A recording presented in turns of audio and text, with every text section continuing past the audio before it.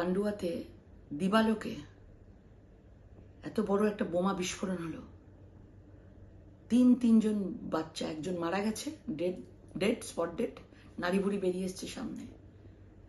দুজন বাচ্চা হসপিটালে, কবজি গেছিলাম ওখানে, কবজিটা দুটো কবজি বাদ দিয়ে মানে বাদ চলে গেছে। একজনের পা গেছে, কলকাতা হসপিটালে রয়েছে, নার্সিংহোমে রেফার করা হয়েছে। আজকে তৃণমূলের প্রার্থী রচনা বন্দ্যোপাধ্যায় উনি বলছিলেন, ওনাকে জিজ্ঞেস করা হয়েছিল, সাংবাদিকরা জিজ্ঞেস করেছেন, উনি 1 কিলোমিটারের মধ্যে সামনে সভা করেছেন। একবারের জন্য ওনার মনে হলো না যে একবার ওনার বাড়ি যাই, খবর নিই। উনি যুবরাজের সভা করতে ব্যস্ত। আর কি বলছেন? কথায় বলছেন যে পরিবারের পাশে আছি।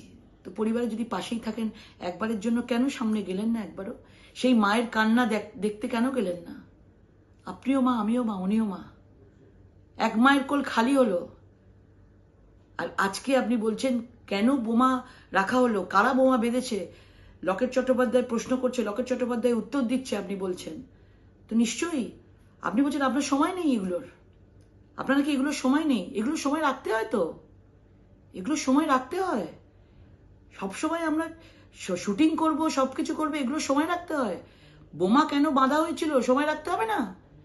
সন্দেশখালীতে অস্ত্রভান্ডার কেন পাওয়া গেল, কোত্থেকে এলো, রাখতে হবে না? পরিবারের পাশে তো দাঁড়ানো নি, আবার রাখার আপনার সময় নেই বলছেন। এখনই যদি আপনার সময় না থাকে, তাহলে আপনি ভাবুন, তাহলে 5 বছরে আপনি সময় দেবেন কি করে? আপনি বলছেন 5 বছরে সাংসদ কি করেছে, বারুদের স্তূপ কেন হলো? আপনার মনে রাখা উচিত এটা তৃণমূলের গভর্নমেন্ট রয়েছে, আপনি যে দলের প্রার্থী হয়েছেন। আজকে 12 বছর ধরে বারুদের স্তূপে বাংলা। সন্দেশকারীটা কিন্তু বাংলার মধ্যেই পড়ে, মুর্শিদাবাদে বোমাবাজিটা বাংলার মধ্যেই পড়ে, হুগলিটা বাংলার মধ্যেই পড়ে। সেটা সামলাচ্ছেন কে? মুখ্যমন্ত্রী, আপনাদেরই মুখ্যমন্ত্রী সামলাচ্ছেন।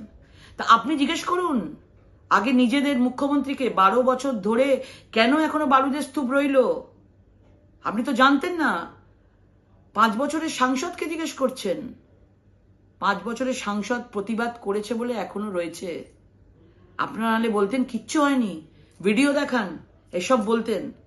আর সবসময় কি বলছেন? আমাদের প্রশ্ন করুন অভিষেক বন্দ্যোপাধ্যায়ের সভা কেমন হলো, লজ্জা করছে না? আপনি বলছেন আমায় প্রশ্ন করুন রচনা বন্দ্যোপাধ্যায় কি করছে, মমতা বন্দ্যোপাধ্যায় কি করছে। মানে আপনাদেরকে নিয়ে সব জিজ্ঞেস করতে হবে।